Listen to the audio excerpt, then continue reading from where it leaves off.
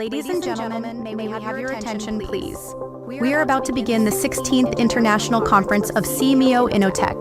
For everyone's comfort and safety, we kindly ask that you take note of the following house rules. Please set your mobile phones to silent mode. In case of emergency, follow the nearest exit signs and instructions from event staff. Photography and video recording are allowed, but please avoid blocking aisles and exits. Be respectful during presentations. Let's create a space for learning and collaboration. Thank you for your cooperation. Now get ready to explore the future of education. We begin in 10, 9, 8, 7, 6, 5, 4, 3, 2, 1.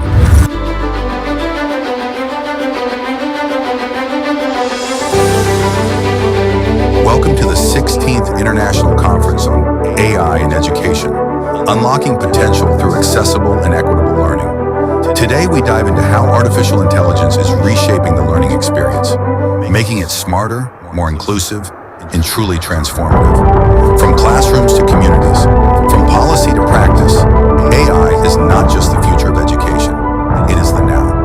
Together, let us imagine new possibilities, spark innovation, and be the driving force in nurturing the change makers of tomorrow. Welcome to INNOTECH's 16th International Conference.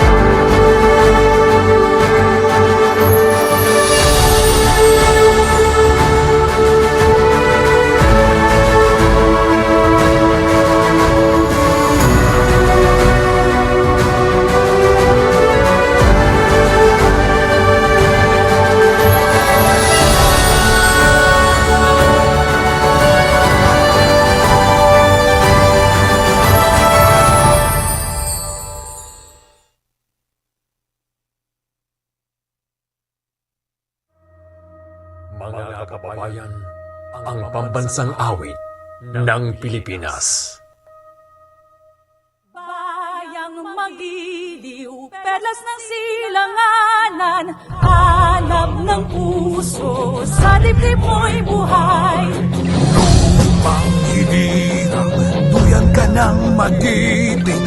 Sa panlulupi, di ka pasisingil. Sa dagat ang tulong, sa simoy at sa langit mong lugaw. May dilag ang tula at awit sa paglayang minamahal. Ang islap ng watawat mo'y tagumpay na nagdidingding. Ang bituin at araw na kailan pa may di magdidilim. Sumarang araw ng walhangin pagsilang, buhay ay langit sa piling mo. Ang piling mo, ang ligaya.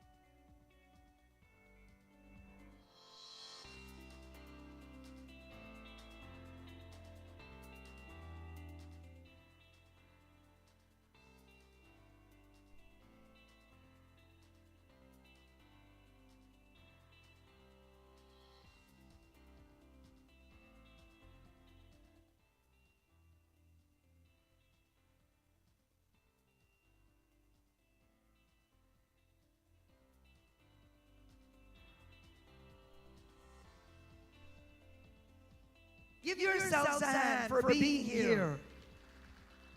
Now, as we all know, INNOTECH is one of the 26 specialist centers of SIMEO and an institution that has driven education innovation in Southeast Asia for 50 years. Guided by its mission, INNOTECH strives to provide innovative and sustainable solutions to address the current challenges when it comes to education.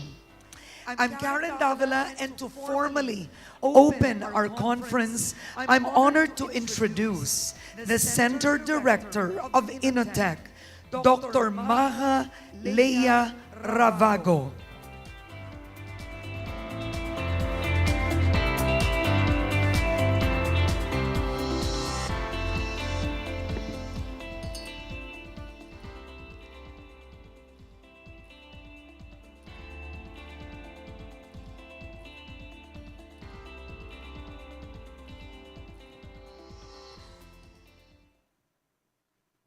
Secretary Sani Angara, Philippines Department of Education and SIMEO Council President, Her Excellency Dulce de Jesus Juarez, Minister of Education Timor-Leste, His Excellency Dr. Som Ratana, Undersecretary of State from the Ministry of Education, Youth and Sports, Cambodia, His Excellency Abdul Malik Melvin Castellino, Ambassador of Malaysia, His Excellency Sonosai Banasay, Ambassador of Lao PDR, His Excellency Dr. Lai Thai Bin, Ambassador of Embassy of Vietnam, His Excellency Sarim Sin, Ambassador Royal Embassy of Cambodia, His Excellency Dr. Nicolas Bruel, Ambassador Embassy of Switzerland, Dr.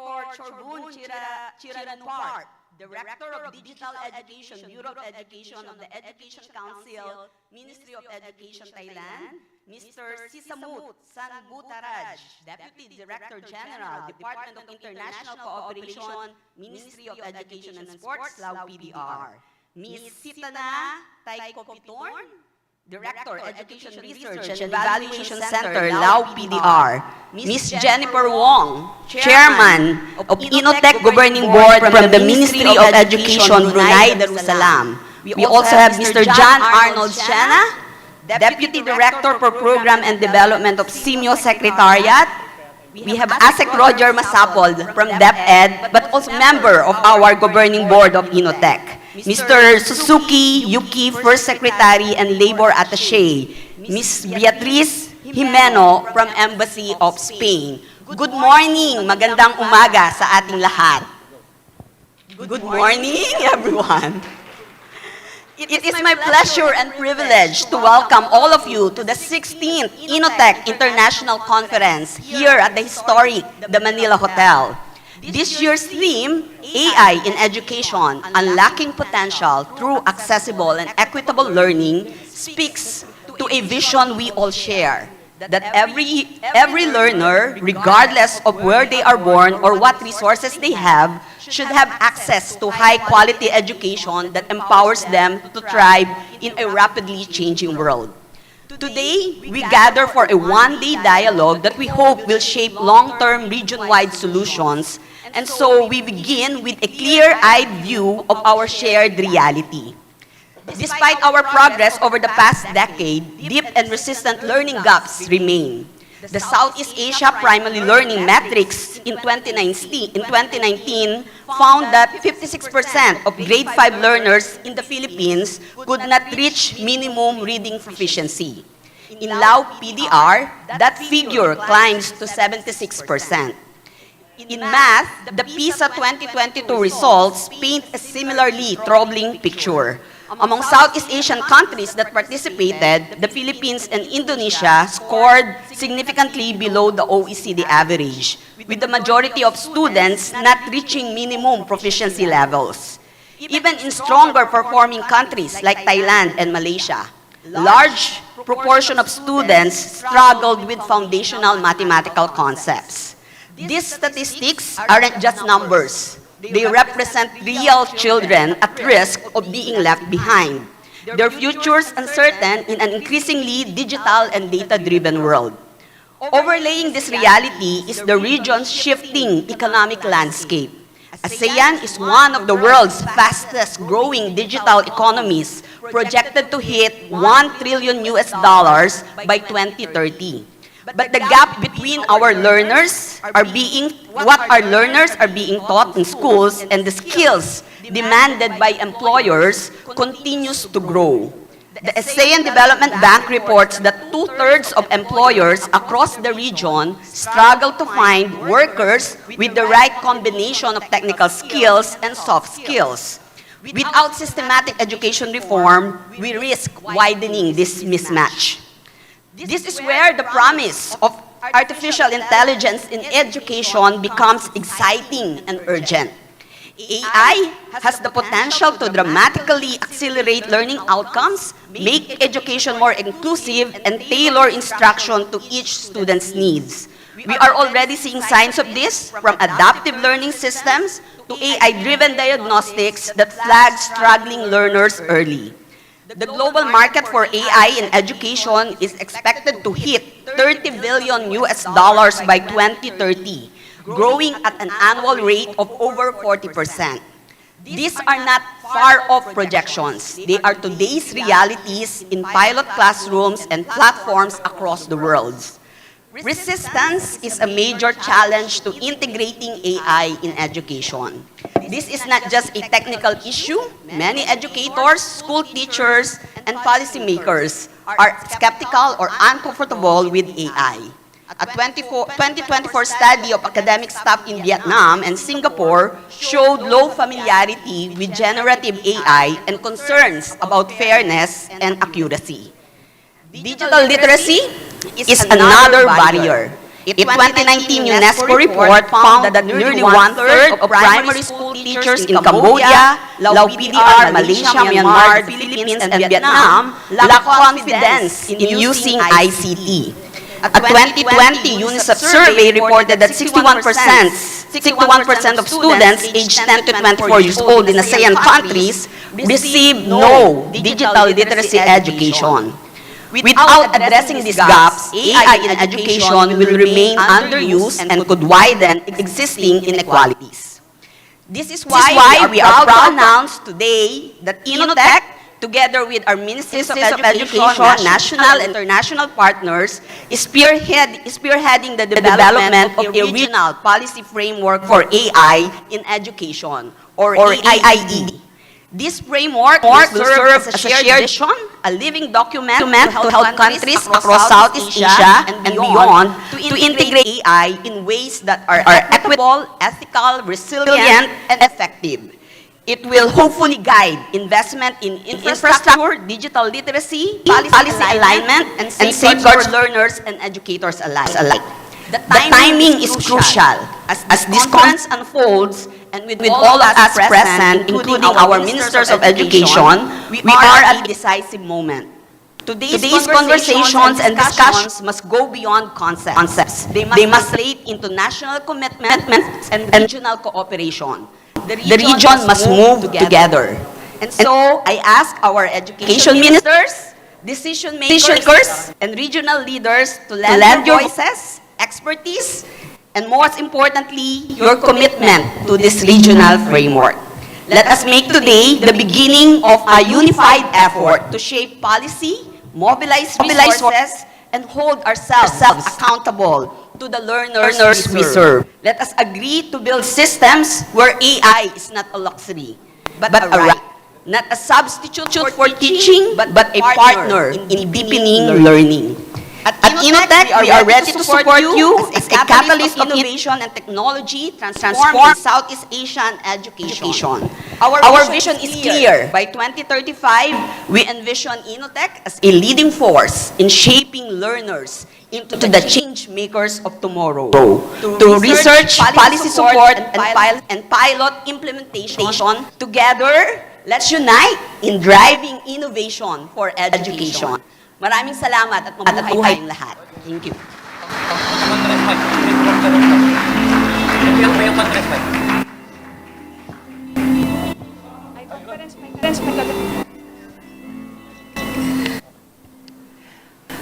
Got it there. Wow, what a powerful speech, opening remarks. Thank you, Dr. Ravago, for that. Dr. Ravago gave us the landscape. She essentially told us about the need and how conversations today should be translated on the ground. And for our next speakers, since Dr. Ravago has acknowledged every important person in the room, I would like to ask that you already go to your speech directly. So now we turn to Simyo, their headquarters in Bangkok, Thailand, and the region's platform for collaboration in education. Let's all welcome Simyo Secretariat Director, Datuk Dr. Habiba Abdul Rahim. Please welcome Mr. John R. Siena, Deputy Director of the Simyo Secretariat.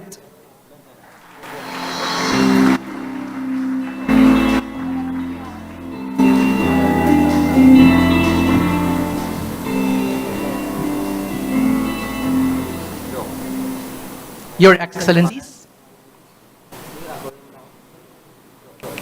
educators, esteemed DepEd officials, the undersecretaries and assistant secretaries, as well as the directors, representatives of the education ministries across Southeast Asia, researchers, our partner organizations, and experts from across Southeast Asia, ladies and gentlemen.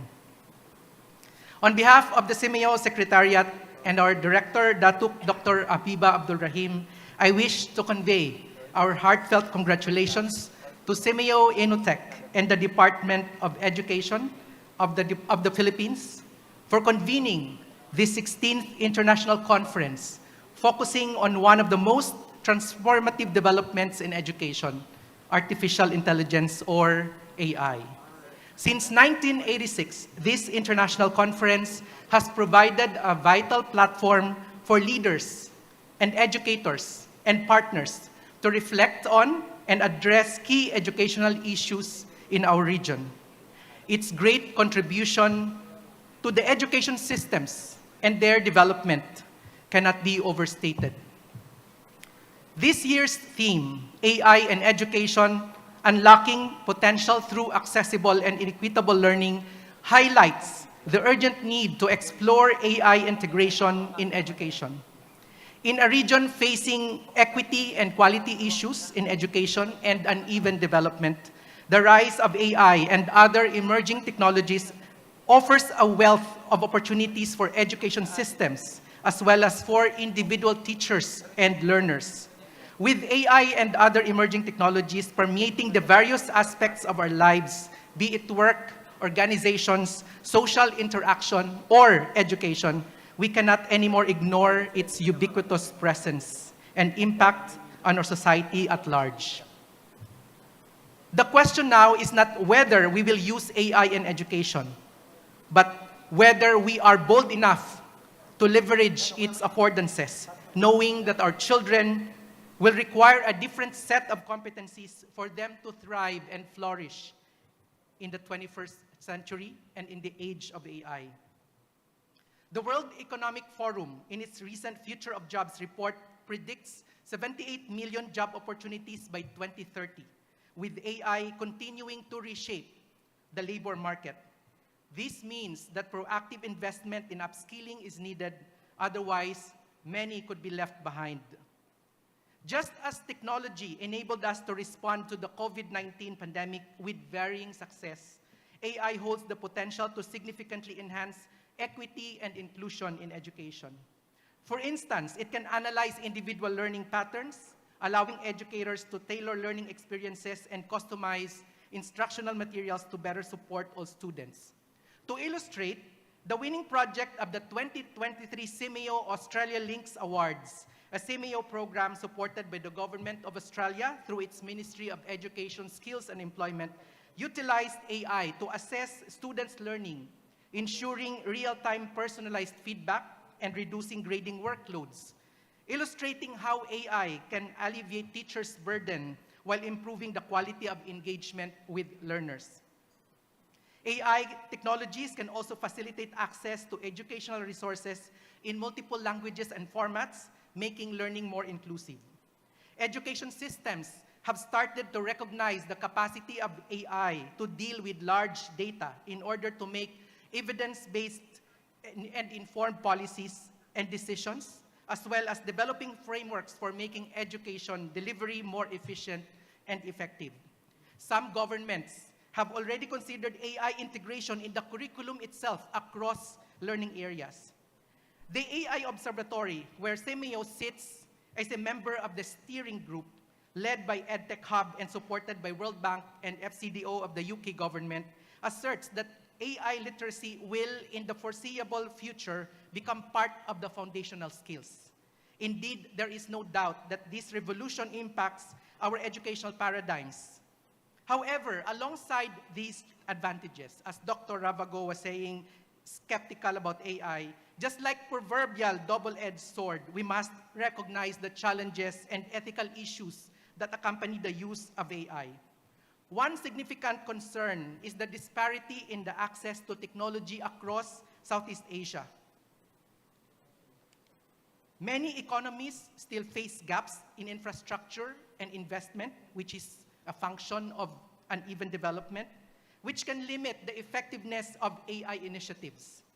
The 2023 GEM report on technology and education in Southeast Asia, which we launched this year, revealed while an average of 57% of Southeast Asian students can access internet from home, the disparities across countries are wide, with one country reporting student access at 16%, while in another is at 98%. On top of that, even when technology is present, teachers and students and even administrators may have low ability and confidence in using the technology. This digital divide means that while some students benefit from advanced technologies, others are left behind, exacerbating further existing inequalities. Addressing these challenges requires concerted efforts to fill the gaps in infrastructure and investment, including training and upskilling for educators to effectively integrate AI into their teaching practices and support student learning. We must work together, and I echo Dr. Ravago here, to bridge the digital divide, ensuring that all learners, regardless of where they are and how they learn, have the necessary access to digital technology and the internet. CMEO believes that by collaborating and working with each other, we will be able to tap into each other's strengths, fostering a sense of community united by a common purpose and shared values. This is how we maximize our impact on the learners and the communities that we serve. And speaking of collaboration, I'm happy to note that this conference also features a panel discussion of the CMEO Presidency flagship programs, highlighting the role of collaboration and improving and aligning policies and practice in various CMEO education priorities. In this conference, we will also highlight the development of the regional policy framework on AI in education. We believe that this is a seminal effort and a huge step in the right direction.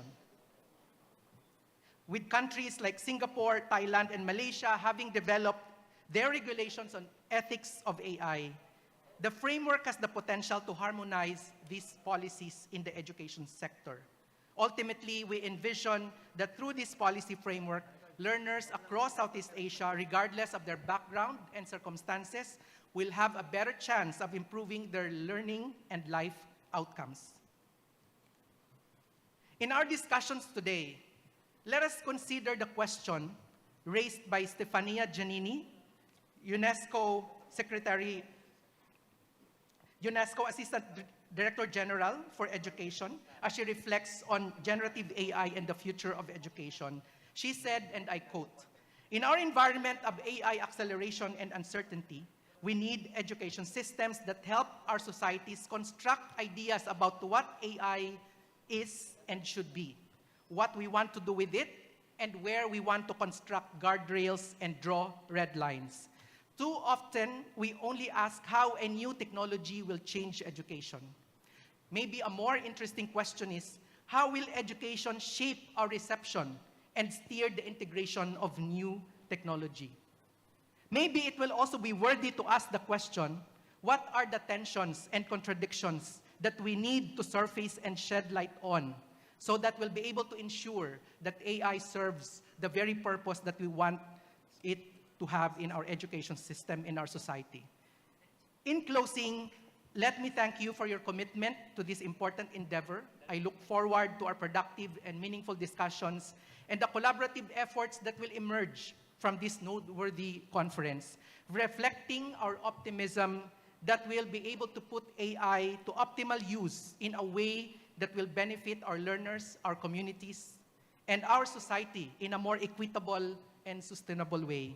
I wish everyone a productive and engaging 16th International Conference. Thank you.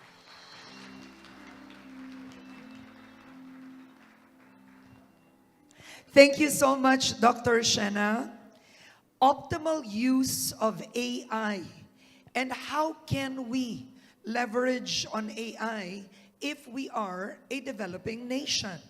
To further deepen this conversation, it is our honor to introduce our keynote speaker, a steadfast advocate for inclusive, technology-enabled, and future-ready education. Let us call in Education Secretary Sunny Angara.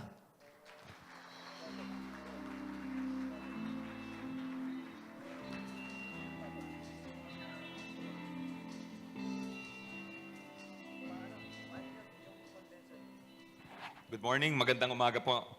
Thank you for being here. We'd like to welcome all of our guests from abroad and of course from the Philippines. First of all, let me thank Karen for agreeing to host. Karen is one of the most respected broadcast journalists in the country. To our elected officials, but thank you for making my life easier because it's a room full of very important people, but you've set down the rule, Karen, to just greet, keep the greetings to a minimum.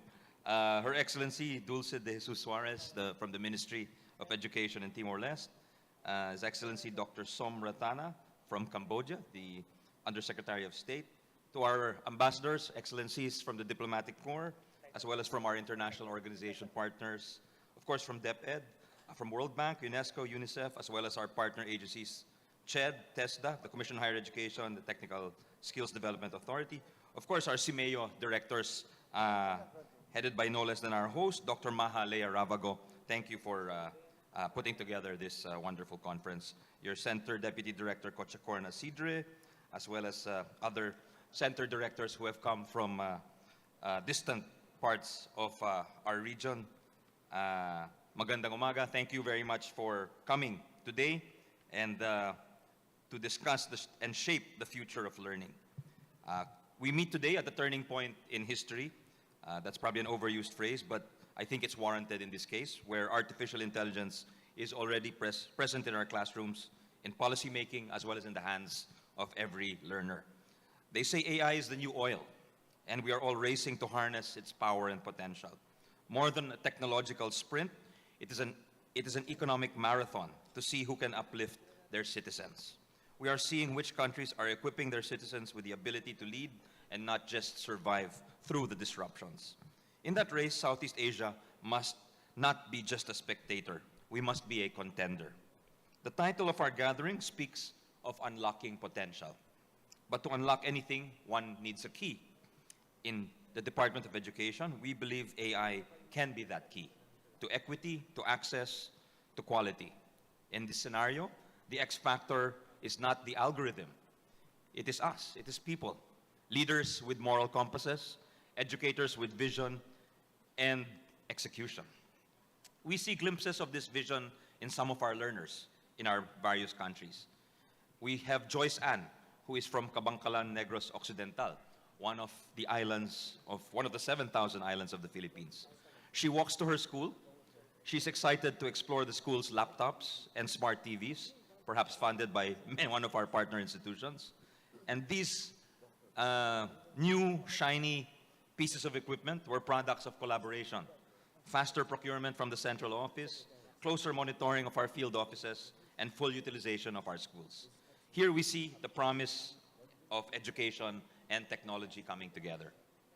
These digital learning tools, they don't have at home. they rightly expect to find in schools. They're ready to meet us.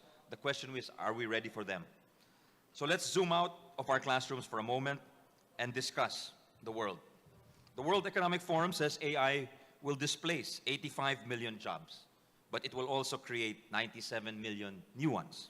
That's a 12 million net job gain for those who are ready.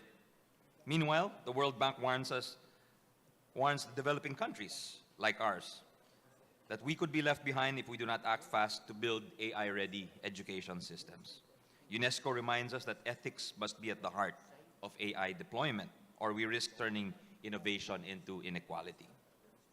In this region, we don't have the luxury of merely reacting to AI. We have to proactively use it as a tool to solve real-world problems: class shortages, learning loss, hunger, excessive administrative tasks for our teachers. Some of these are common problems across the region. In this spirit, we have launched the Education Center for AI Research, or eCare. We'll be hearing more about that this afternoon. And at the launch, I joked that AI and education were the next great Filipino love teams in a showbiz crazy country. But this was not just a joke, because when these two come together, they have the potential to bring out the best in each other. Intelligence that learns and learning that evolves. So AI is our ally in building smarter governance. It's the call to action of this conference. AI has the potential to tell us where our learners are struggling, where teachers need support, and where our insights can match our interventions. And every nation here, represented here, faces different realities on the ground. That diversity is not a weakness, it is a strength. There's tremendous learning opportunities across our region, which is why we support the creation of a regional policy framework on AI in education. And we thank CIMEO, INNOTECH, and Dr. Ravago for heading the call for this joint framework. This will reflect our shared values, but it should respect our unique contexts. Together, it will help us face cross-border challenges on data privacy, algorithmic fairness, on AI safety. It will ensure that AI does not deepen the digital divide, but rather it will bridge it.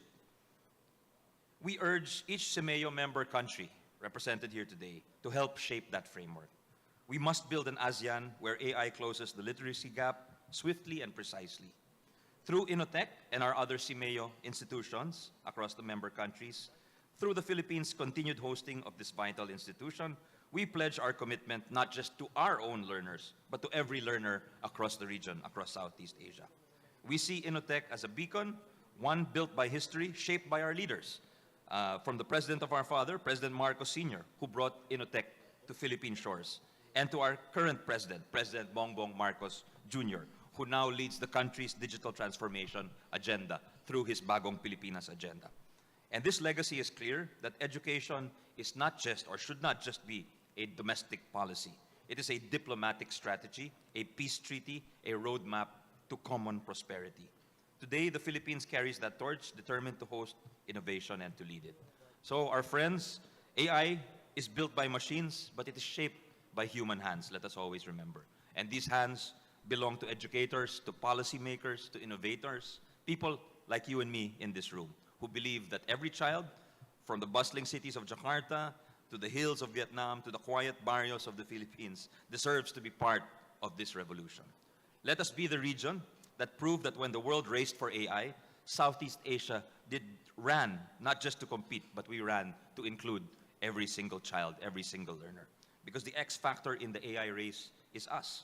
Maraming salamat po. Thank you for coming. We welcome you, and we're looking forward to all the discussions today. Thank you. Thanks, Karen. Thank you very much, Secretary Sunny Angara. AI is shaped by human hands, and the key is to actually bridge the gap of AI use in ASEAN.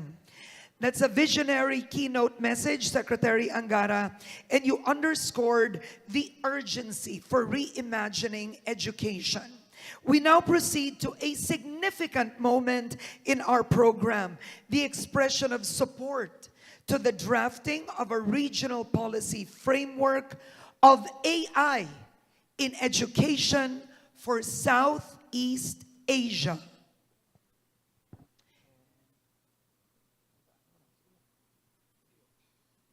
So spearheaded by INNOTECH, this framework is a collaborative effort among ministers of education, development partners, and experts from across the region.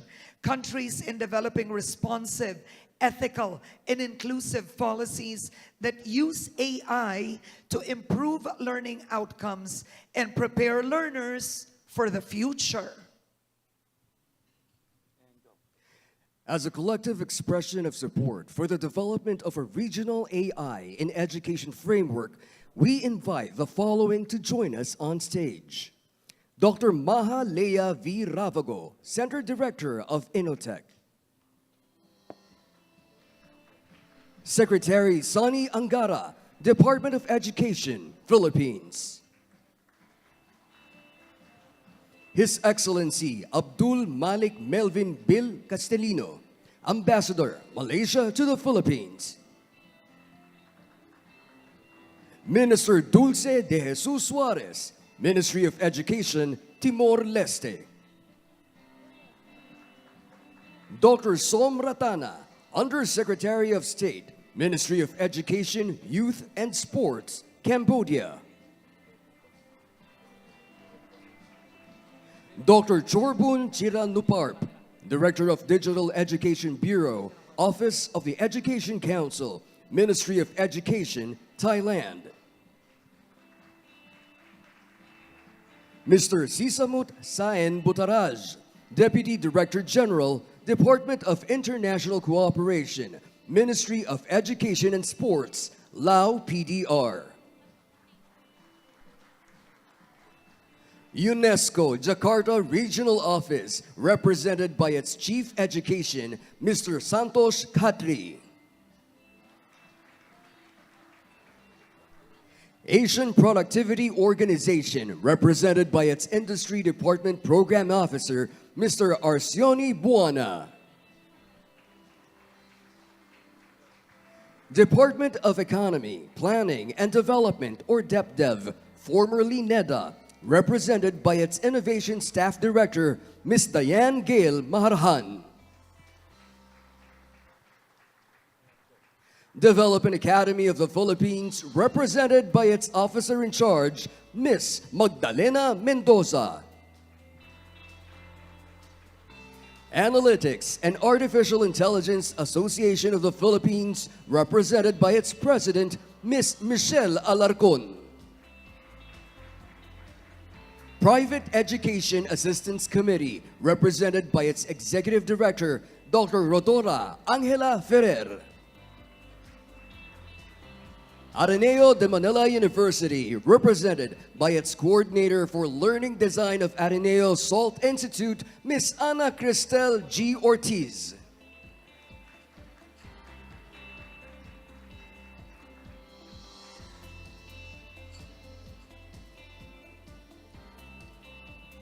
Fulbright Philippines, represented by its Executive Director, Mr. Julio S. Amador III.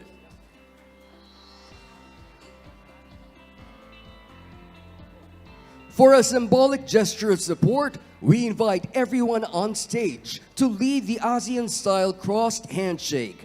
Each person extends both arms across their body, linking the right hand to the left hand of the person next to them, and the left hand to the right hand of the other person next to them. This forms a chain symbolizing unity, solidarity, and regional cooperation.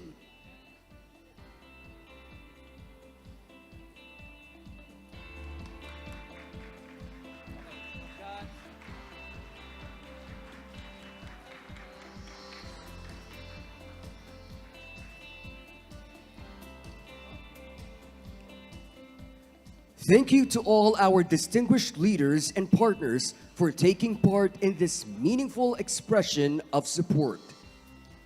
This marks a strong and united commitment to building exclusive or inclusive, ethical, and future-ready education systems across Southeast Asia. At this juncture, may we request Secretary Angara and Dr. Ravago to please remain on stage, while the rest may go back to their seats. We now call on the INNOTECH Management Committee and DepEd Executive Committee to please join Secretary Angara and Dr. Ravago on stage for a photo op.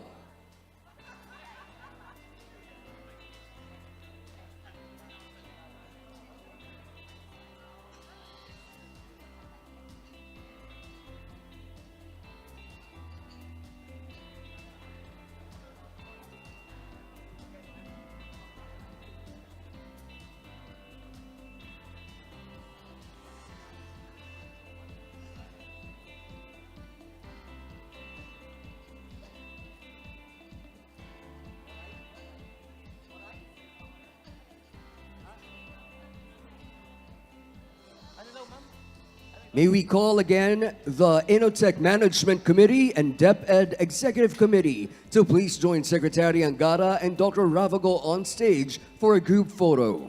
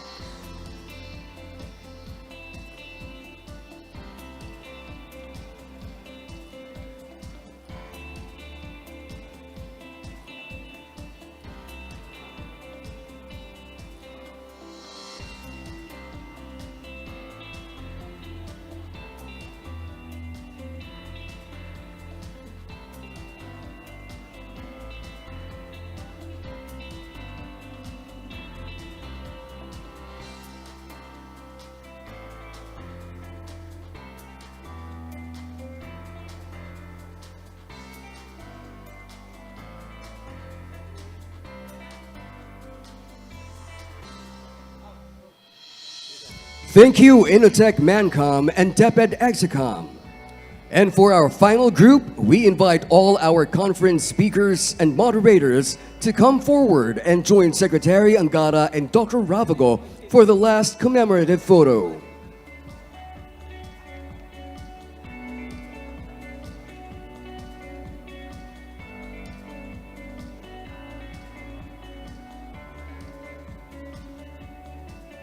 Again, may we request for our conference speakers and moderators to please come forward and join Secretary Angara and Dr. Ravago for the last commemorative photo.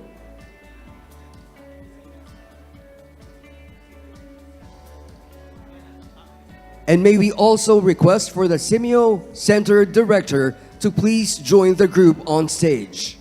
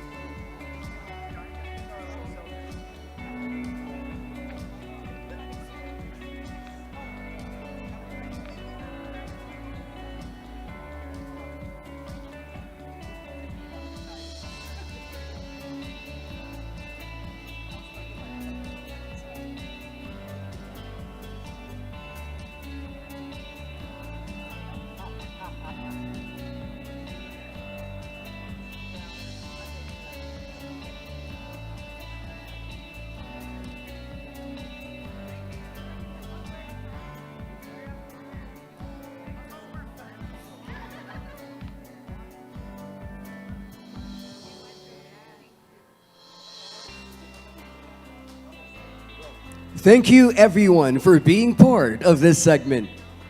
We now invite you to take a short coffee break and explore the poster exhibits displayed around the hall. The poster presentations feature 16 selected projects from INNOTECH and the Education Center for AI Research, or eCare. Here's something to look forward to. Guests who visit at least 10 poster exhibits will be eligible for special raffle prizes during tonight's dinner and cultural night. Make sure to have your poster stamp cards marked when you visit exhibits. The poster stamp cards are included in your conference kit. You will have opportunities throughout the day to explore the posters. So we encourage you to plan ahead and manage your time wisely to make the most of the experience. We will reconvene at 10:30 a.m. for our high-level policy session. Please enjoy the break and see you shortly.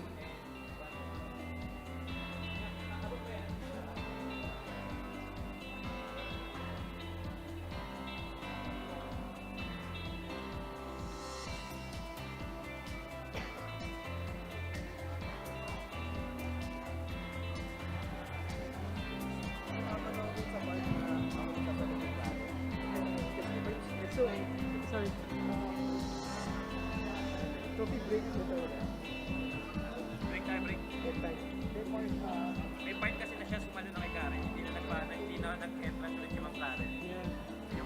Yung dapat yung exit spill niya, closing spill niya, sa kanya na Nabasa ko. Kaya iba yung sa kanya. iba yung step ko. So, yung mga kay Karen kasi, hindi ko in-update. In-update yun eh. In-update ko lang yung parts ko. So, nung sinabi sa sarili ko kay Karen, mag-jump ako to a different Sir, play time video. file. May video ka pa. Nahirapan May na video ka pa. Sinabi ko Teaser. sa'yo. Ayun lang, nahirapan na ako. Wala na kayo. Okay. Para sa 10 minutes. Yun. Sorry din na kasi dahil Para sa 5 pillars ba yun? Or mamadali ako meron para yun? hanapin. May Wala program siguro yun. tama yung Kasama sa program natin. It's okay. Ang galingan sa loob. Pwede mo i-play natin kayo. Tanong mo lang kay Sanjay. Kasi naka-banner lang tayo. Yung institutional video nyo, pwede natin i-play ngayon.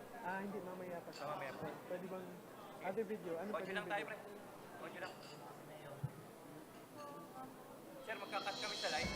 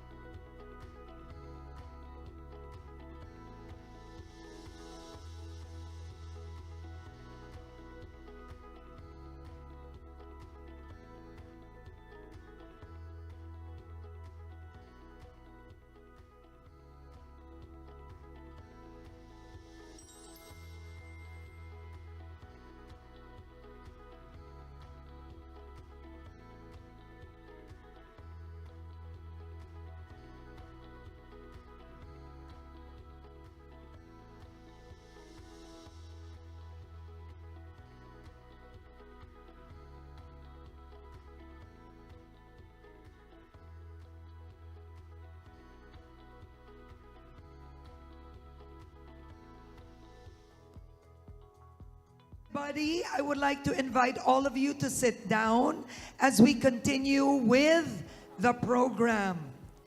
Our next session, everybody, please have your cup of coffee on the table, but let's start already. This session brings together visionary leaders and decision makers from across the region as artificial intelligence continues to reshape our world. This session is crucial.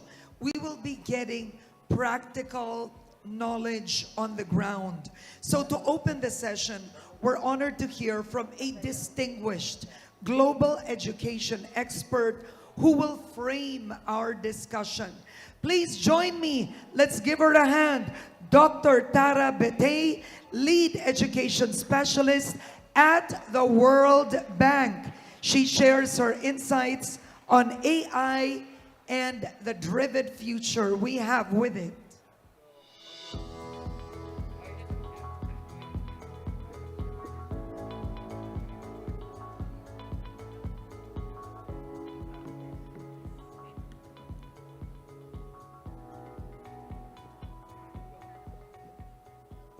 Good morning. It's a real honor to be here. I've just been informed that I have 10 minutes, so I'm going to skip straight to the presentation. I want you to join me in imagining a classroom where every child has a personalized AI tutor.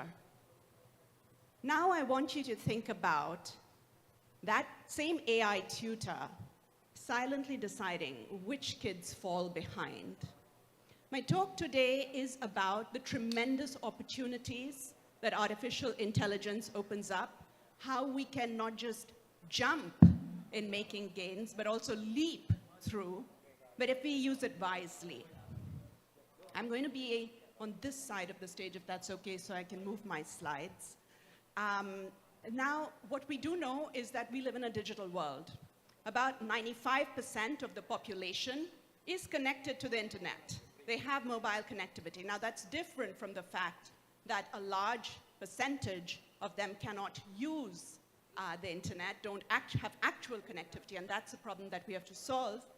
But this is a digital world, and AI is one of the most exciting breakthroughs in that world.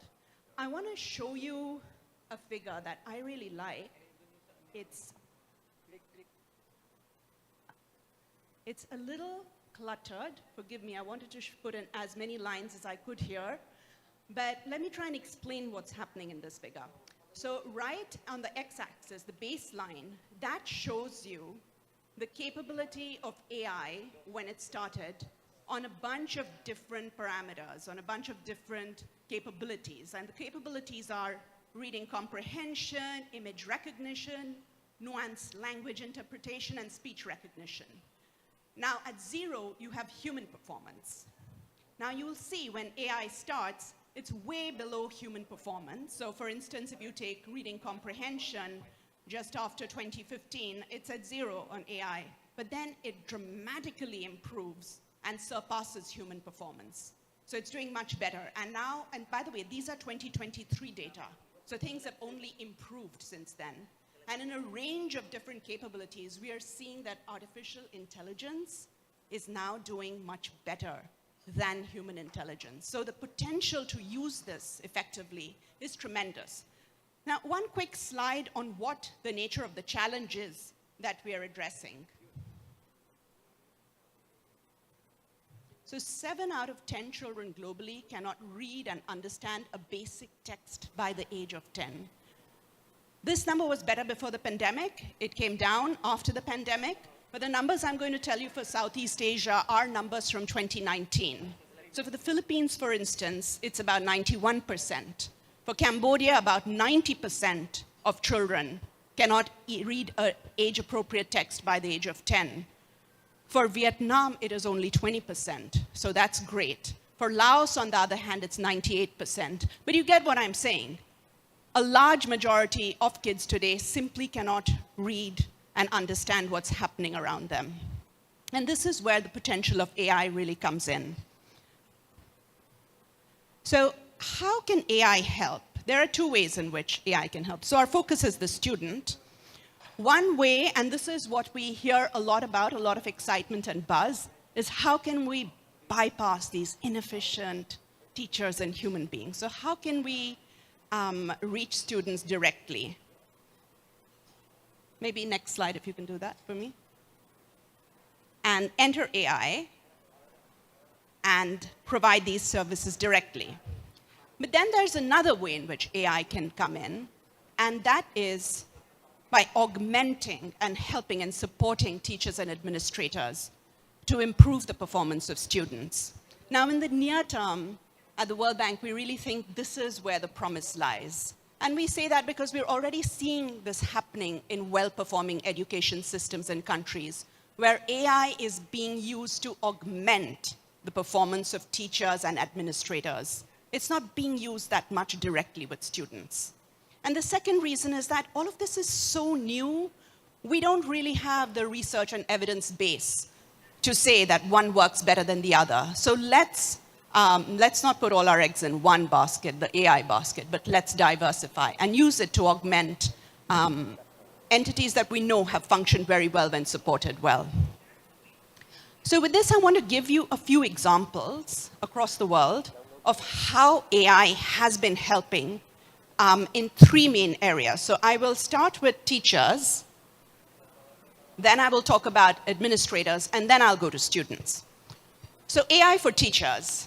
A few days ago, a few of us were in a talk where we were talking about how difficult it is to make the teaching profession selective, how to encourage new teachers, how to make sure that the best stay and are retained.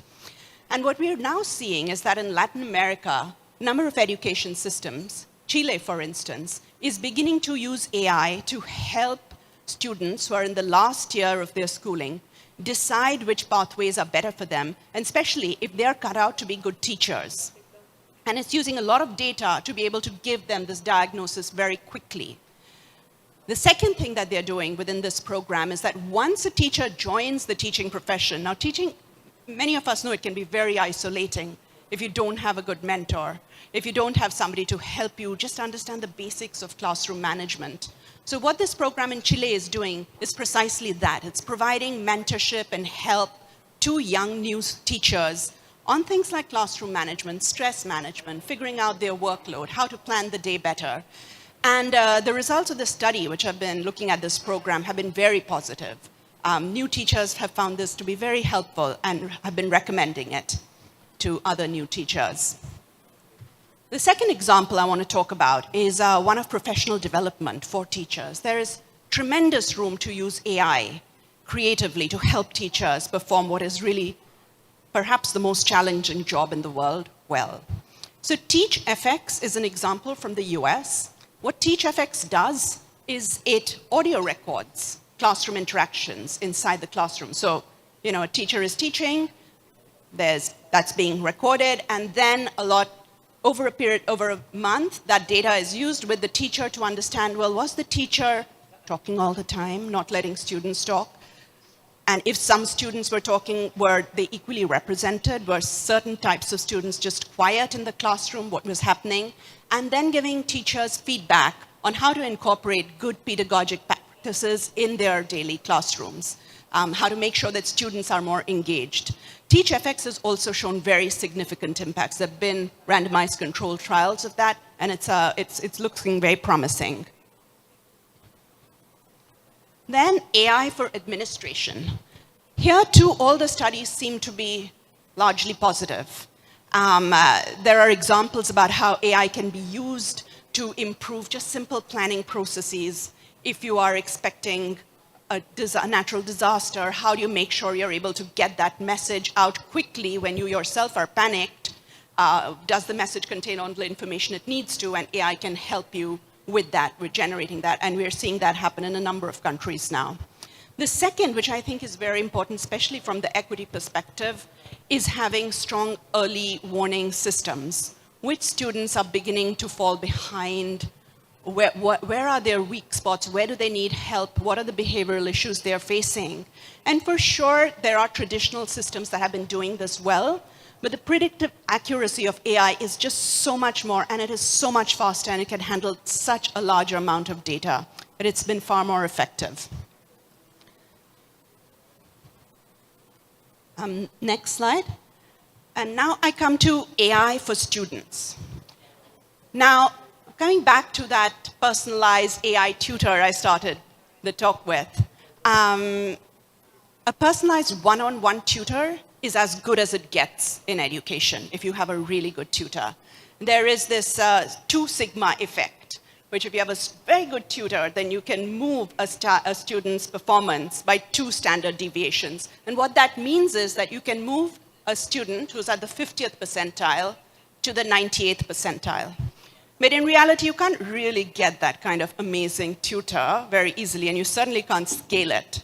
So what happens when you scale it? So there's been meta-analyses of tutoring programs using humans, and one particular meta-analysis looks at about 100 studies globally with humans, and it finds that on average, it's about 0.37 standard deviations, which means moving a student from the 50th percentile to the 64th percentile in a relatively short period of time. So this is about, the studies that were analyzed range from about 4 weeks to 30 weeks or so. So in a relatively short period of time, a pretty big gain for a very small amount of money.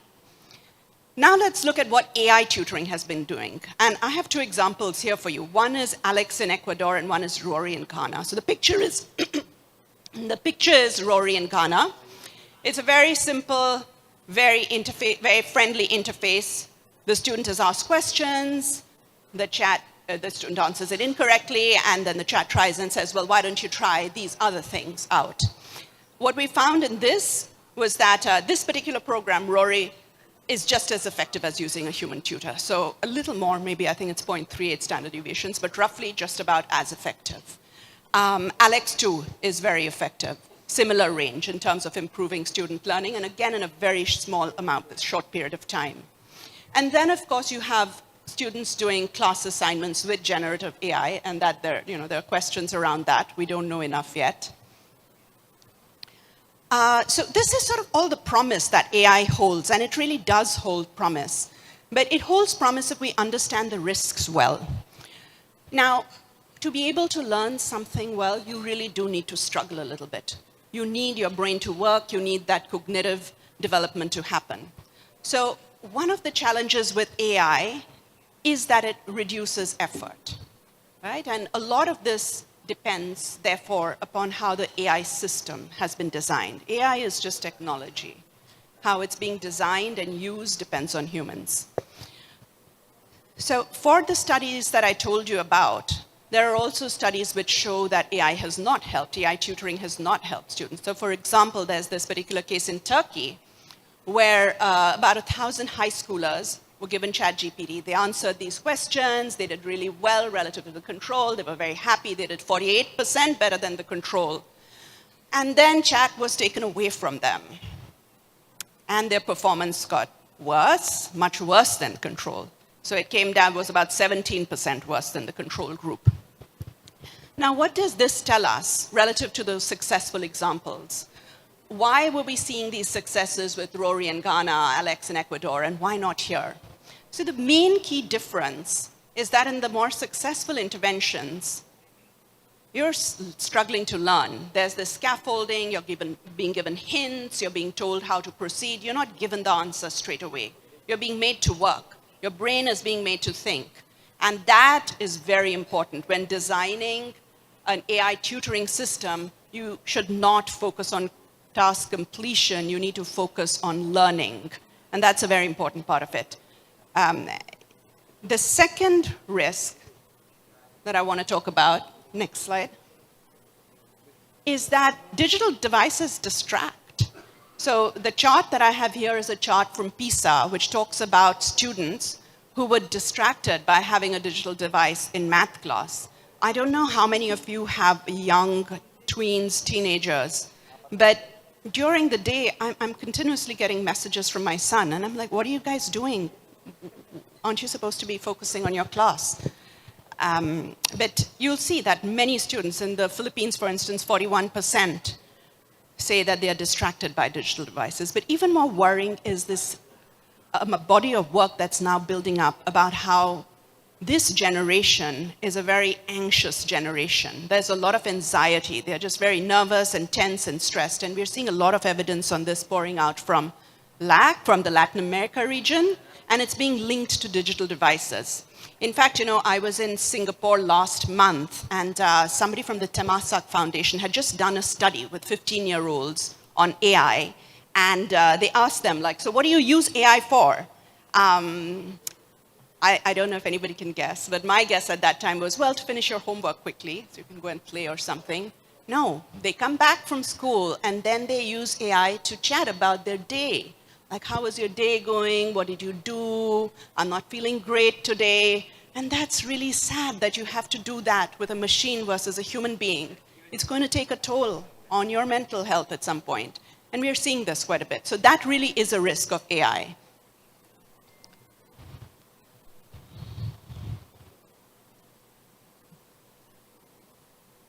Sorry.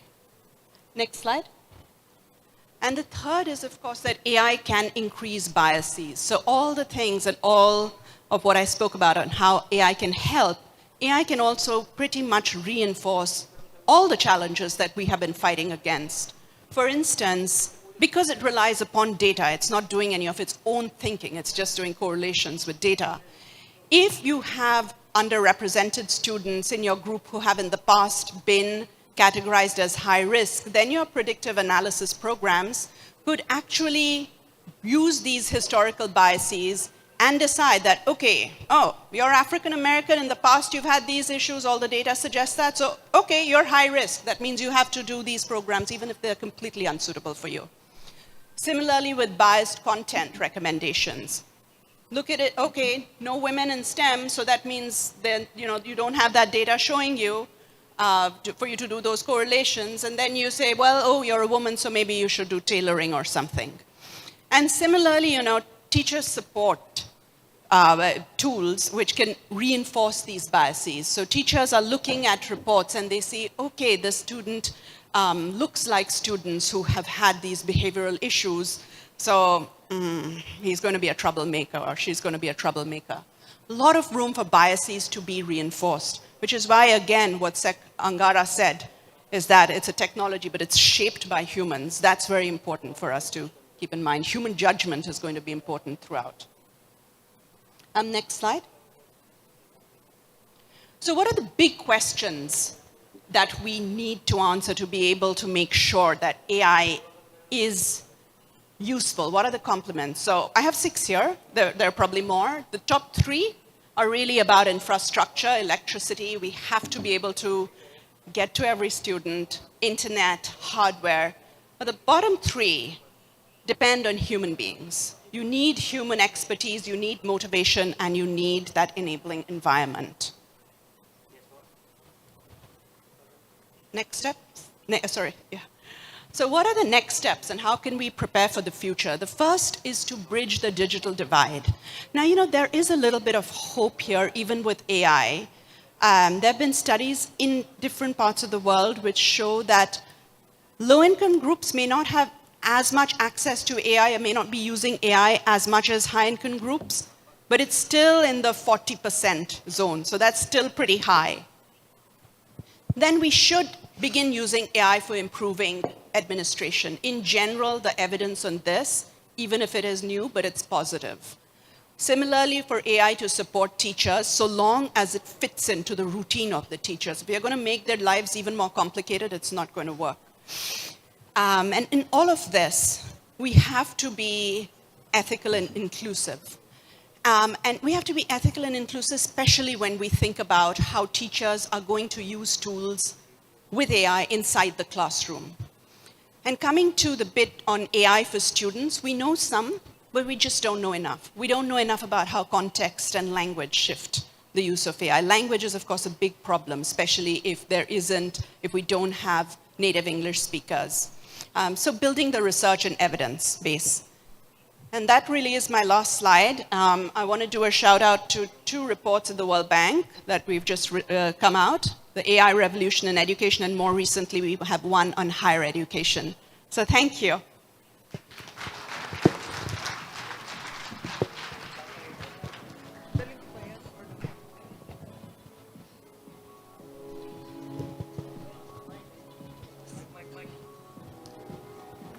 Thank you so much, Dr. Tara. Before we start our forum, we'll have a quick one-on-one with you, if that's all right. That's a very holistic, you can sit down, madam. Our panelists will be completed in a few minutes, but coming from your presentation, I think the irony of the presentation is this: the ones who need AI the most are students from developing nations, but then it's also difficult to implement with what's necessary to complement AI. We're seeing first world countries moving back. You're seeing parts of Europe that already are banning cell phones in schools, that already want one-to-one, face-to-face with teachers. They want to go back to that. And yet, we know that we need AI to hasten comprehension, reading, math skills, and science. What would be effective for a developing country? What is the right kind of AI with the numbers of 7 out of 10 can't read in their grade level? Thanks. So let me begin by saying that there are some things which are going to be important regardless of which education system you are in. Some things that students have to know. One is deep content knowledge. AI can help you, but frankly, unless you really understand the structure of a molecule or molecular biology, you'll never know whether what AI is dishing out to you is true. So you have to have that depth of knowledge, and in the process of having that depth of knowledge, you develop the cognitive skills required to be able to critique and understand whether the knowledge that's being given to you by AI makes sense. So that's one. But the second one that we are finding a lot of evidence for is the importance of socio-emotional skills, and specifically self-restraint, self-regulation. Students who are able to self-regulate do much better. They know when to handle technology, how much of it. Now, these are skills that you don't need technology for. And they will be true in Singapore, they will be true in poorly performing countries as well. So I want to say that it's very important that in the world where we are growing, where children are growing up with AI, that we don't lose track of the fact that they have to have these basic skills, these these basic skills are going to help them. But then they also have to keep up with this other world. And note that, if we had the luxury of time and resources that Sweden or Singapore have, then we could probably also keep our kids away from AI because, they can use it when they need to later on, but we don't have that luxury. So what can we do? I really think we have to focus on teachers. Teachers are the single most important element for improving student learning across school systems. Teachers have very complicated jobs. We put a lot of expectations on them, and we frankly just don't help them. We don't give them good training. We give them a lot of training, but we just don't give them good training. So I think it's very important to get that training right. And today, we know how to get that training right. Yet governments are falling behind in being able to having those principles in place for teacher training. So I would say really invest in teacher professional development, building up a strong teaching cadre, making it a very attractive profession, because you're going to need these teachers no matter how much AI you have. And my real worry here is that poorer kids are going to get just the AI, and richer kids are going to get these amazing teachers who use AI well. And I think that's what we have to guard ourselves against, because we don't want the Turkey example repeating itself, or the example, there are many failed AI examples. Now, is there a pilot study, a case study of a developing country, let's say, even if it were a town or a city, that piloted AI with basic primary education, and they saw improvements in the child in terms of comprehension, math, and science, but also the child did not become addicted to the screen? I mean, I know that's a bit of a complex question, but are we there? Do you have one? It's an excellent question, and I don't think we have one which shows us that they did not get addicted to the screen. We do have examples from lower income countries, lower middle income countries. We know from the case of Ghana that I showed you, that Rory example. Then we have we have very interesting randomized control trials coming out of Nigeria right now on using these tutorings. But you're absolutely right. We don't know what is the longer term impact on the mental health of these kids. That hasn't been studied yet. It's something we need to study. It's an area that we should include in our research. It's not just their ability to read and write, but also their ability to interact with the world and how safe they feel with themselves and the world. And Dr. Tara, based on what you presented, how can AI be used and not affect the creativity of a person, the critical thinking of a person? Because integrity of thought happens when you debate with a teacher. You know, you form character when you are technically arguing with a professor. With AI telling you, and it's giving you hints, as a student, you're thinking, okay, that's the right thing. Then you go back to a traditional way of teaching.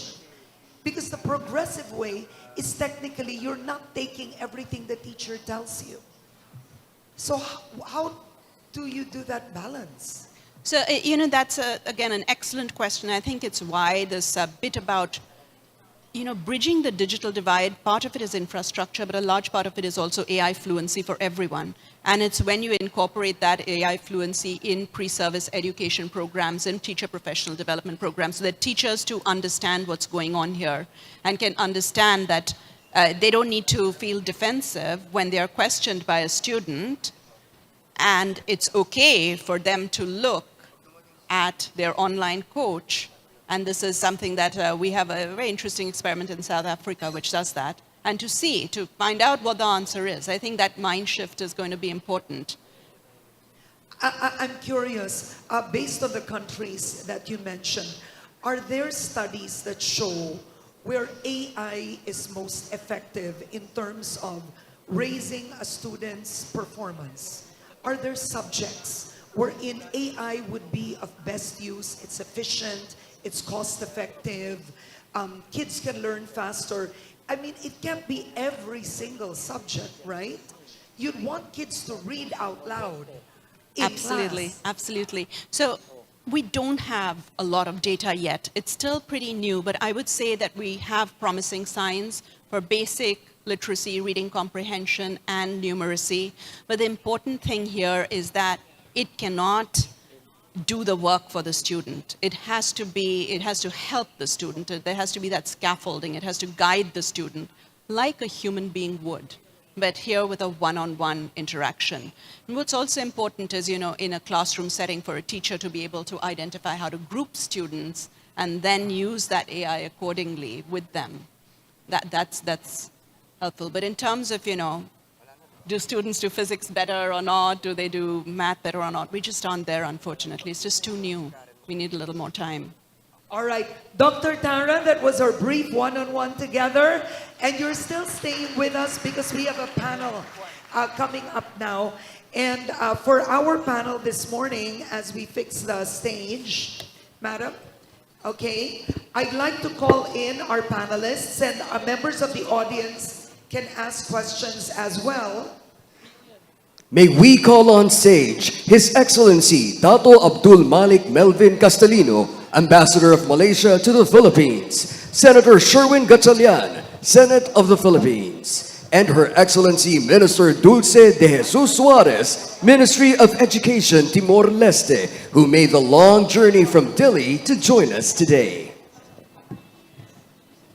Yes, and I'd like to invite our panelists. Can I have the list, please, of our guests? And ma'am, you can sit beside me over here, Senator Sherwin. We want to make this as conversational as possible. If we have time, you can ask questions. And you can sit here, Dr. Tara. Hi, ma'am, Senator. Hello. You know, I wanted to share something that Dr. Tara said. You should share it, you know. So I have two sons. The eldest one is David in the autism spectrum. My second son, Lucas, is 17 years old. And being a regular parent, palagi kong pinagagalitan. Alam mo yung, we have foreigners in the room, so let me say it in English, right? During my time, I mean, I'm turning 55 this year, my mother would scream at me and say, wake up, fix your bed, go to school, don't be late. That's our generation. My son is a good student, but would wake up and he is on the phone, right? And he is TikToking. So he's watching TikTok. So every morning when I would go there, I noticed he's awake. But unlike our generation, he wasn't up faster, right? So I would tell him, you know what? I am telling you, that's gonna affect your life, your addiction to the screen. It is affecting your own behavior, right? So one day he tells me, Mom, I deleted TikTok from my phone.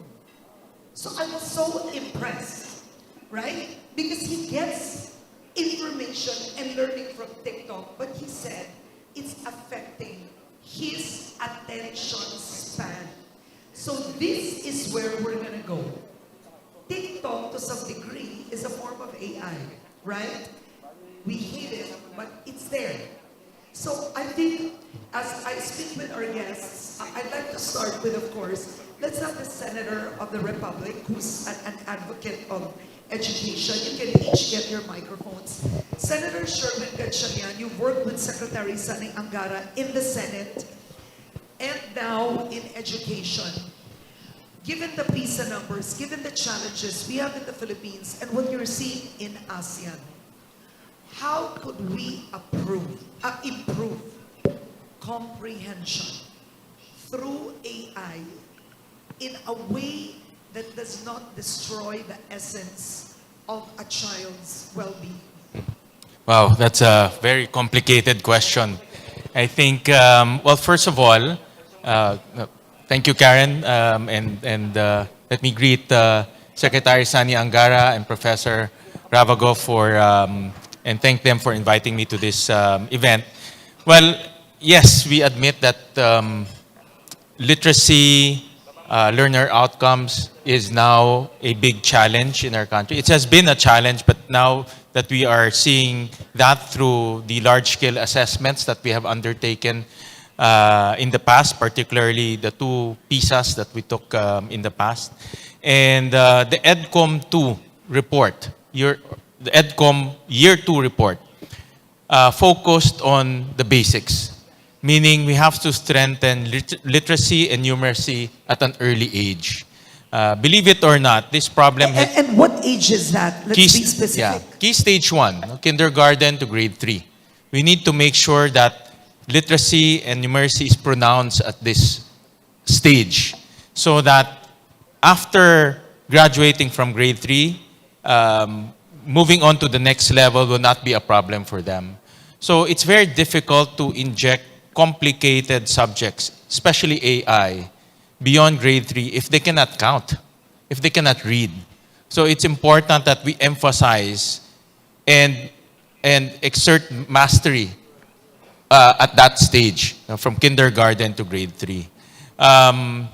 Your question to AI is actually a big question mark to me because until now, I can't figure out how AI can be used in terms of learning in our country because the digital divide is still quite pronounced.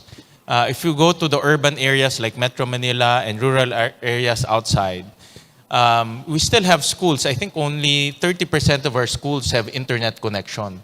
No, the rest don't have internet connections. We have schools that do not have electricity, especially in the islands, especially in the mountains. So infrastructure is a big challenge in our basic education. But having said that, in the urban areas, this is where the opportunity comes in. But we need to figure out on how AI can be productive. I'll give you a very big question mark in my mind. AI can now make papers, can now summarize complicated researches, and this might be used in a way that it will not train our students to think, but instead they will just go to AI by default in order to produce their assignments or their research papers. And those are the pitfalls, or those are the dangers that we have to take note. But in short, in summary, the digital divide is something that we need to address moving forward by investing in infrastructure and just making sure that the basics are laid down. I'd like to ask His Excellency Datu Abdul Malik Melvin Castellino. Wow, that's a mouthful, sir. Okay, I'm just going to say Ambassador Castellino, Ambassador of Malaysia to the Philippines. How has Malaysia been integrating and implementing AI in your public schools? Thank you much, Karen. Thank you. Just call me Melvin. It will be easier. But I want to first acknowledge, of course, Secretary Angara and Dr. Maha, who has been instrumental in organization of this conference. It's an amazing conference, bring together people from all walks of life, especially AI. In Malaysia, we have recently introduced one very important initiative, which is called DELIM. It means Digital Educational Learning Initiative of Malaysia. It's an online platform. It's a national digital ecosystem crafted by our ministry. And it's supposed to revolutionize teaching and learning for every student, teacher and administrator, of course, across the nation. It's a platform that allows teachers, the students, and of course, the administrators to be able to have access to this platform, and where it revolutionizes the teaching process of each student. The teachers, of course, taught how to use the platform in their work, and of course, the system itself is a self-generating and growing system, which we have, like in Ghana, called Rory. The beauty about this is it's a system that allows the teacher to also be a part of the system. I agree to many of our colleagues here that the teacher's role cannot be replaced, and I think that is crucial as we move forward in this revolution. In many cases, we have to understand that the AI is not a one-fit-all system. It has to, of course, look into the current needs and, of course, infrastructure that is present in the country. In Malaysia, of course, we're lucky to be able to develop our infrastructure to a greater extent. But again, I agree with Senator Gatchalan that there are many places, even in Malaysia, where access is limited. And I think that the system itself to be able to not only ensure growth, but also inclusivity. And I think that's a key point here we have to look at. We have to be inclusive in how we use AI in our systems. If not, then there'll be a gap between the have-nots and those who have. We are lucky, of course, under the collaborative ASEAN framework, we have dedicated institutions that are working towards bringing together and trying to share best practices. Like today, I learned about Rory. I think this is remarkable, where countries, especially in ASEAN, can sit down and work and see how we can use these practices and maybe implement this in countries that have not. And I hope that this conference today can be that force that does that. As Malaysia chairs ASEAN this year, we look forward to, of course, championing some of the programs. I'll explain to you some programs we have in my next statement. But I want to say that my point here is, number one, AI is a tool that must be used because we must make sure we move ahead with times. But number two, we must not forget that the core of this system must be the teachers and the students, and not AI to take over and control the whole system, because again, it will not ensure inclusivity. And another important aspect is the core values that we have. Each countries and of course, each country and communities have their own core values which they cherish.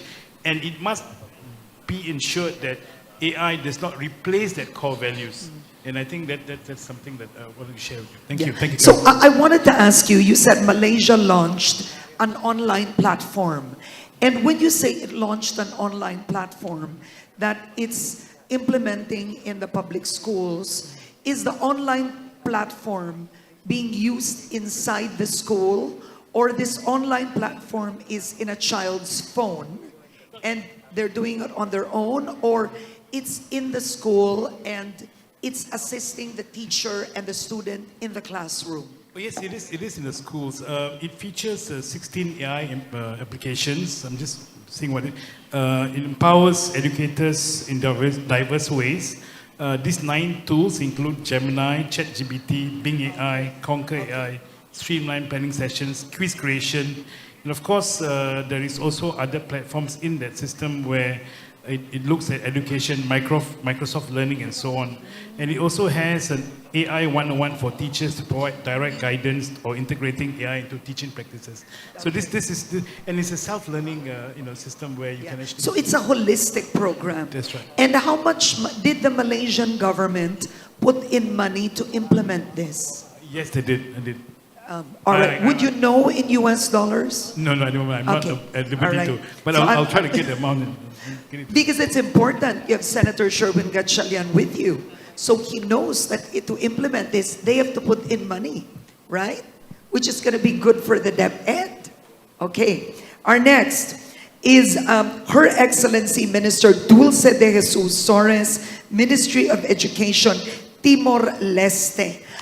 Good morning to you, Madam Ambassador. How is Timor-Leste, a very small country, it's still growing economically? Are you already implementing AI in your public schools? Thank you, Karen, for a very good question. First of all, I'd like to say my respect to Excellency Senator Sherwin, Excellency Secretary of Education, and all protocols observed. Yeah, I think it's very good to say that it's a small country. And when I'm sitting here this morning, listening to all this presentation, I feel myself like, am I in the right place now? But then, after having listened to Senator Sherwin, I feel like, actually in Philippines, there are some schools that do not yet have facilities like in our country. But it doesn't mean that we don't use AI. We have used AI just very recently, just starting to use e-learning and digital platforms in a more systematic way. The COVID-19 pandemic actually forced us to like or dislike.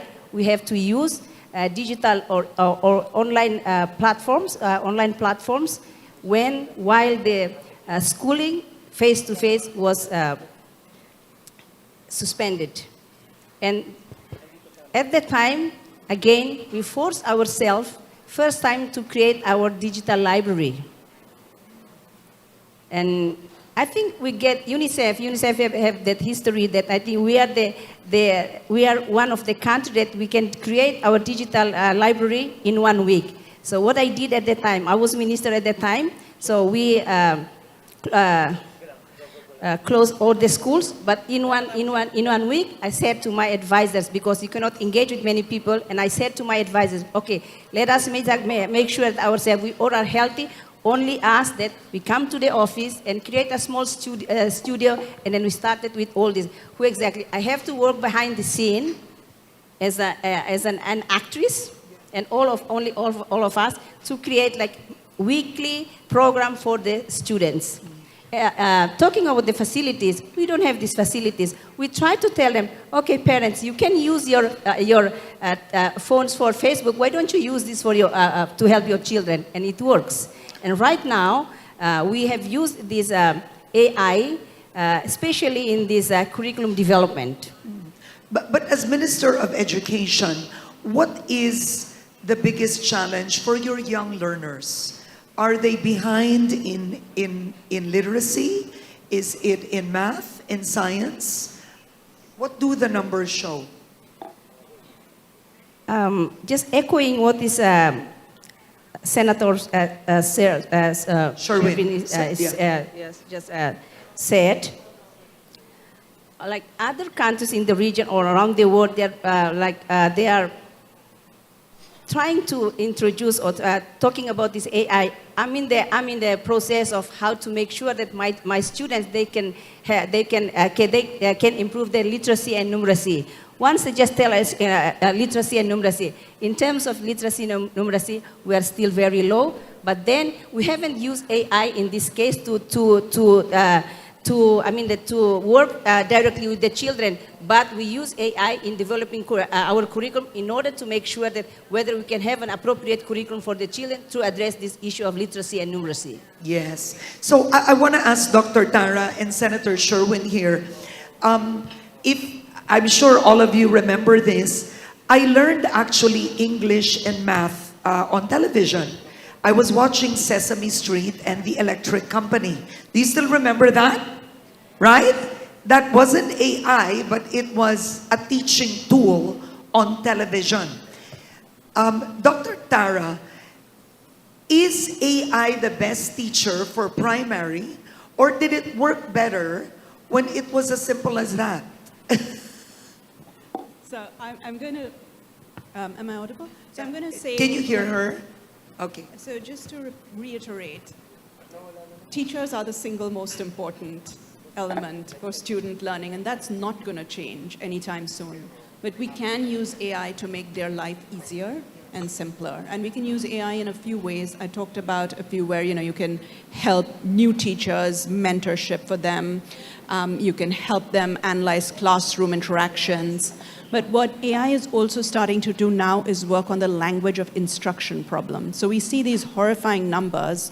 In the Philippines, 91% of kids at the age of 10 cannot read and comprehend an age-appropriate paragraph. Well, if somebody gave me something in double Dutch, maybe I couldn't either. Maybe they just are not able to understand the language that well when they start learning. And this starts very early. And the challenge with AI is that it works best when you have the data, and you have the data in English. But increasingly, what Microsoft and Google are starting to do is try and get more recorded language, more languages recorded repeatedly, and having people speak languages that are not the language of instruction, but what's called L1, the mother tongue at home, and generating that kind of database. So I think there's a lot of promise in that, to be able to have better instructional material using that with AI as well. And that starts pretty early. Okay, Senator? Well, the way I look at it, Karen, AI is a tool. And when we use tools, it has to be geared towards improving learner outcomes. So the opportunity that I see, especially here in the urban areas, how can we use AI to improve the way teachers deliver education, use it as a tool, and the way students or learners learn using that AI. And I believe that through Secretary Angara's leadership, they already started talking to several technology companies, Khan Academy for one. And Khan Academy is a learning management system with AI. And it's also a learning system with AI. So in other words, so if I'm a learner, the AI will study where am I weak, how can I be trained to improve my literacy and numeracy, and how can I be taught at the pace that I will learn. So those are the opportunities and maybe how AI can be used in order to improve learner outcomes. It's a tool that we should use, but then again, in other areas, we have to make sure that we have that infrastructure. But here in the urban areas, I believe that it's a tool that we can use to improve learner outcomes and also the delivery of education. How can ASEAN actually collaborate when it comes to AI implementation in education? Ambassador, how would you want ASEAN to collaborate, to move together? Thank you, Karen. As you know, Malaysia is the chair of ASEAN this year. Under the ASEAN chairmanship, we have several programs that's being run. Of course, the foremost will be the Ministers' Roundtable on the Future of ASEAN 2025, which will be done in Langkawi in June.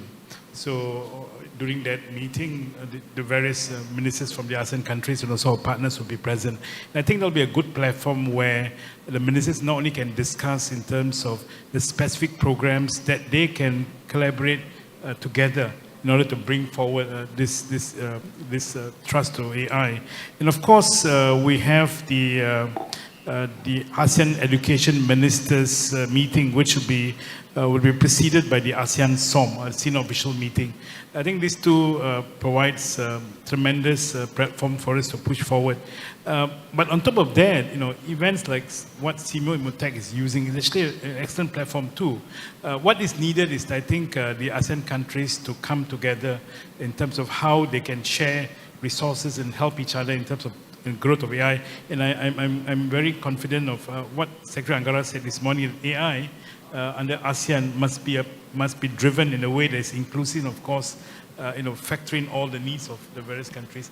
And in terms of resources, just the numbers I just got from my colleagues over there, initial spending on this the particular platform is US 20 million. But of course, 20 million? Yeah, USD. But of course, it needs to be increased as time goes on, because now they're moving on to Delima. It's not the Congressman Delima is called Delima, but it's going to 3.0, Delima 3.0. So I think it's constantly being upgraded. And we're willing, of course, to share our knowledge and what we know on this to our partners like Philippines and, of course, all the other ASEAN countries. Thank you. All right. Dr. Tara? So in terms of a framework and building on a framework, I think there are some things that we want to think through very clearly, and that is about the risks of using AI. So this framework needs to provide us guidance on what are the things to watch out for, because there's enthusiasm about AI today, and it's just going to exponentially keep increasing, and jumping into AI without quite understanding what you're using it for can either give you the outcomes that we saw for Ghana, where student learning improved because of AI tutoring, or it can give you the outcomes for Turkey, where student learning went down because of AI tutoring. So I think we really need to understand what are the risks with AI very well, and that's... Did you guys hear that? The results can go down performance with AI tutoring too, right? Go, Dr. Tara. Yeah. So I think getting that bit right, and of course continuing to share evidence and learnings. In ASEAN, we do have countries such as Singapore and Vietnam, which are doing very interesting things with their teachers, with administration, and learning from each other is going to be very important for us. What I'm hearing from you, Dr. Tara, is to really harness the power of AI for teachers. It starts with the teachers. Absolutely. Teachers and administration. I think just streamlining processes.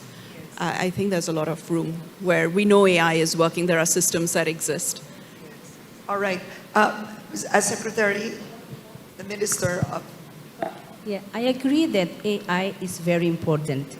And especially for me, as I've mentioned before, that we are using AI for developing our teaching learning materials, to see some suggested activities, and also sometimes in tight agenda that you need a help. For example, now we have like two official languages. For us, we use also AI for translation. But the most important thing is you have to make sure that not to use AI, but you need a human being to make sure that you check it, because not everything from AI is correct and is correct. So you need really an intelligent human being there to check everything that you need from the AI. I think that's the most important thing. And then for me to say that we do not forget the human relationship. It's I like this one of the speaker this morning mentioned about the social emotional. It is very, very important for us nowadays to think that and link it to these ethical issues. For example, when we develop the curriculum, we need AI to develop these learning materials, but it doesn't mean that we forget the presence of a graphic designer. We need them there to make sure that the pictures or everything that we get the AI, and then you have to try to contextualize based on your needs. I think that's important. The good thing of AI is like, you can get these things quicker in terms of timing. You can save your time, but again, you need a good person there to check everything. Yeah. I think you said that so well.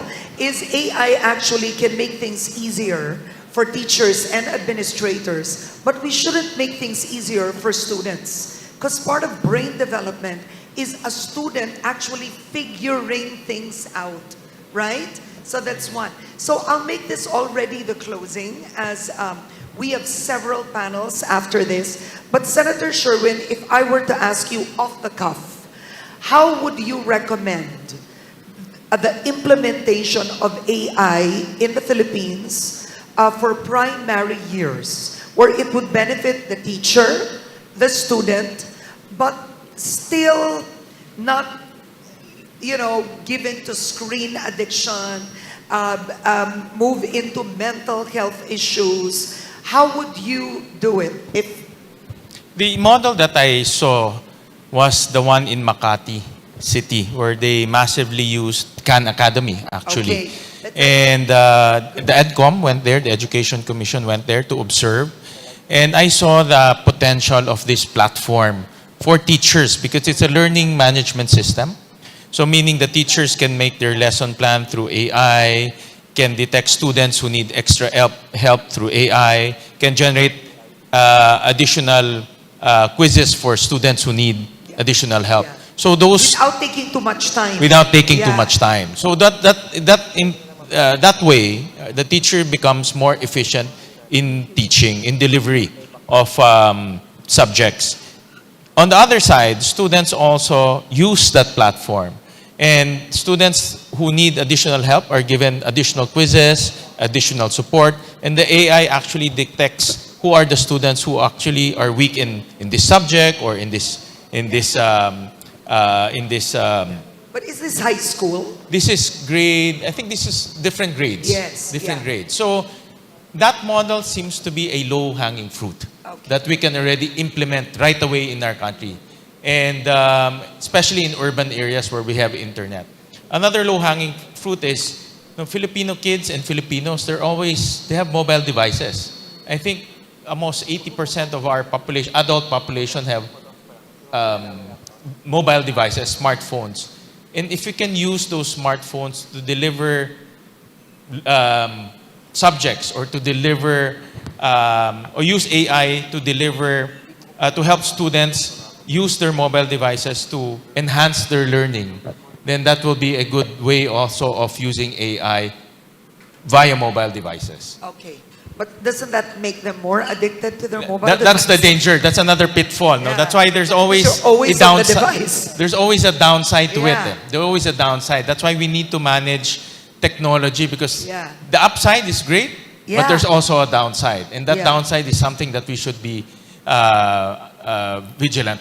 Yeah, and as a mother, I see it at home. I'm mad at my son because he's in the computer. And I'm saying, you're playing again. I'm not playing, I'm researching. Aha, how do you know? Right? Mr. Ambassador, to close. Thank you. I just want to say, first and foremost, I agree with our speakers here that AI must be used as a tool that can support teaching. And it must ensure that the students need to continue to use their mind facets to be able to not only learn progressively, but also ensure they do not lose the critical thinking skills. And that's priority number one. And I think also the need for governments to realize that it has to be inclusive. We have to look at the gaps that exist within the country and develop systems that can cater to every facet of the society without ensuring that everyone receives their support when it comes to AI. And number three, I think the core values that we have in the country must also be present in the teaching institutions. And having said that, I think besides the other dead elements, I think what we in Malaysia feel that we have been doing is, number one, as I said before, inclusivity. Number two, of course, is integration. It cannot be a separate entity. It has to be integrated into the system, the schooling system, so that at every level, the teacher, the students, and the administrators will be able to integrate that into their systems. And of course, it has to be impactful. And I think that is also another challenge we face, because in some cases where there are gaps in terms of infrastructure or even resources, there will be gaps. So in order for us to have maximum impact, we have to move from a certain level to another level with ensuring that the gaps are addressed. And of course, institutionalizing the whole system. That is where I think the role of stakeholders like the governments, like INNOTECH, and of course the private sector, which I'm not touched today, but I think the private sector role in this is exclusively important too. So private sector partnership between governments and of course the various stakeholders is crucial for us to be able to build the needs into the system itself, not forgetting that the AI and of course the teaching system now needs to build in terms of building our industries for the future. And that also has to be taken account into the whole system itself. So with that, I just want to again thank everyone, and it's been wonderful to be here today to share. And again, we are ready to share in whatever we have with you. Thank you. Thank you very much. A round of applause for all our panelists this morning. Thank you so much. And thank you for sharing the Malaysian experience. This is just the beginning of the day. So there's a lot of panels today. So I believe we are going to go on a quick break so you can hobnob, dialogue with each other, and have lunch. Thank you. Thank you to our panelists.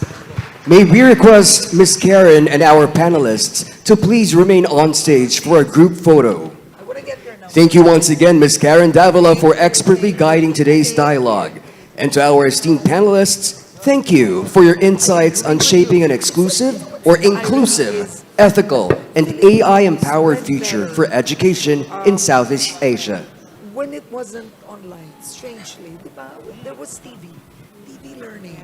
Yeah, I think this is just what they call it cognitive offloading. You just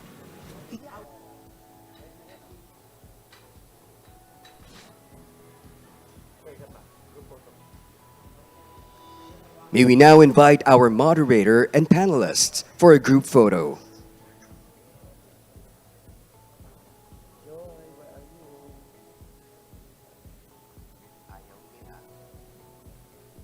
Patas ng audio.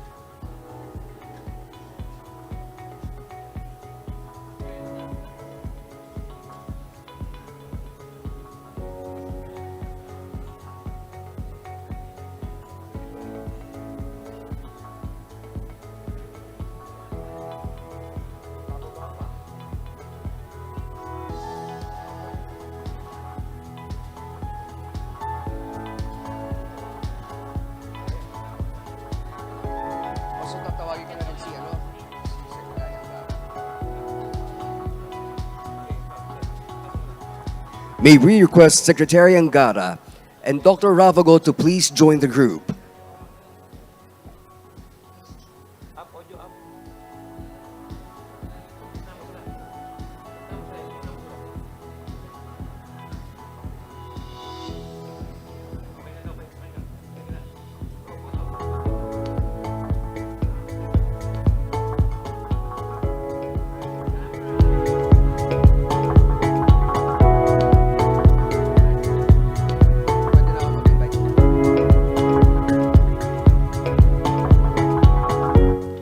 We now invite everyone to enjoy a well-deserved lunch break. And while you dine, we will be serenaded by the Philippine Normal University Chorale. We are also happy to showcase the redesigned INNOTECH institutional video that highlights the center's 2035 vision of becoming a leading force in shaping the learners of today into change makers of tomorrow, and its mission of being a catalyst of innovation and technology, transforming the Southeast Asian education. Lastly, we will present a video recap of this morning's highlights. Don't forget to explore the poster exhibits around the hall and visit at least 10 booths for a chance to win exciting prizes during tonight's dinner. Enjoy your lunch, the videos, and the exhibits. We'll see you back here at 1 p.m. for plenary session 1. Thank you.